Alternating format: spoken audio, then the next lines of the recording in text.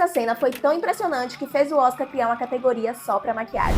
Semana passada aconteceu o Oscar de 2026 e o prêmio de melhor maquiagem foi para o filme de Frankenstein. E sendo bem sincera, eu achei o prêmio super justo, porque o que eu mais achei de interessante nessa releitura é que ele não parecia aquele monstro clássico. Ele pareceu muito mais humano, só que de um jeito desconfortável. A pele, as cicatrizes, de uma forma muito mais realista, quase como se fosse um corpo reconstruído. E pra mim isso muda completamente a forma que a gente enxerga o personagem. Então, realmente, eu acho que foi um prêmio muito mais do que justo. Mas falando assim, parece até que a maquiagem sempre teve esse reconhecimento, né?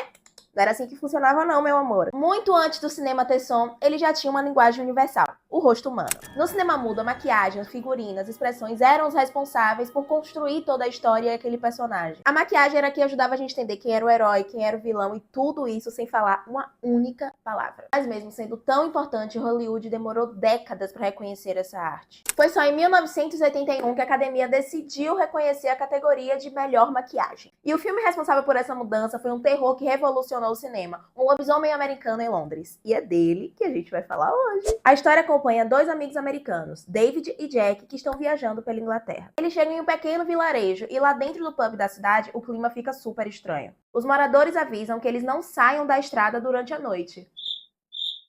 É claro que eles ignoraram, a gente tá falando de um filme de terror dos anos 80. Enquanto eles estavam caminhando pelas montanhas no meio de uma escuridão, eles começam a notar que estão sendo perseguidos e Jack é brutalmente atacado por uma criatura. Que criatura é essa?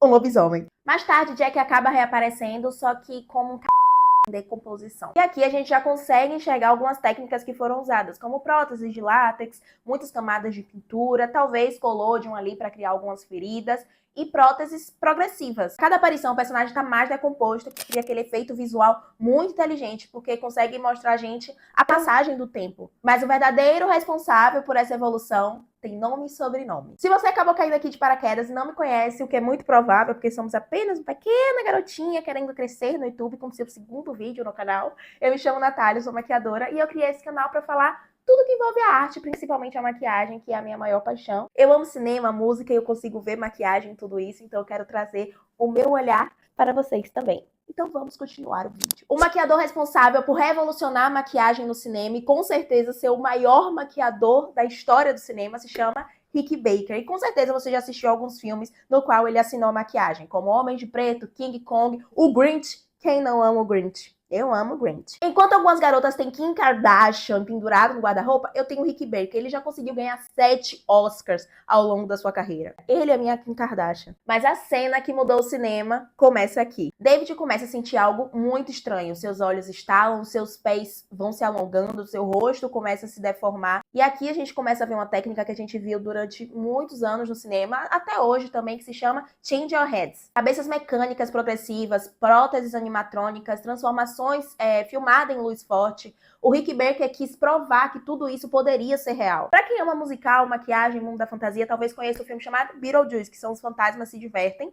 E ele usou muito dessa técnica de próteses mecânicas e maquiagem na prática. Então assim, gente, nós amamos. Depois da primeira transformação, David perde completamente o controle e é aí que começam os ataques em Londres. Na última noite, o lobisomem é perseguido pela polícia e finalmente, quando ele consegue ser cercado, ele volta à forma humana. E aqui é de partir o coração, porque a mulher que ele ama precisa assistir à morte dele. O filme começa com uma grande aventura e termina numa imensa tragédia. Eu tenho que passar! Por favor, deixe-me ajudá-lo. Eu amo você, David.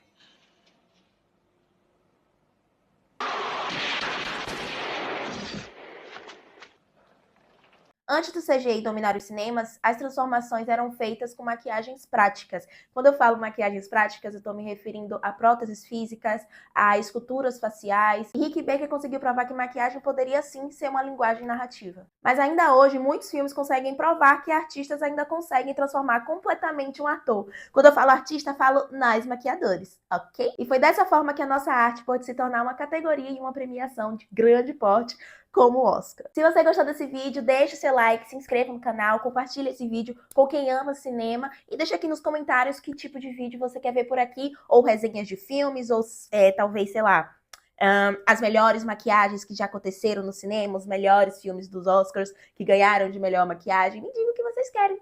Um beijo!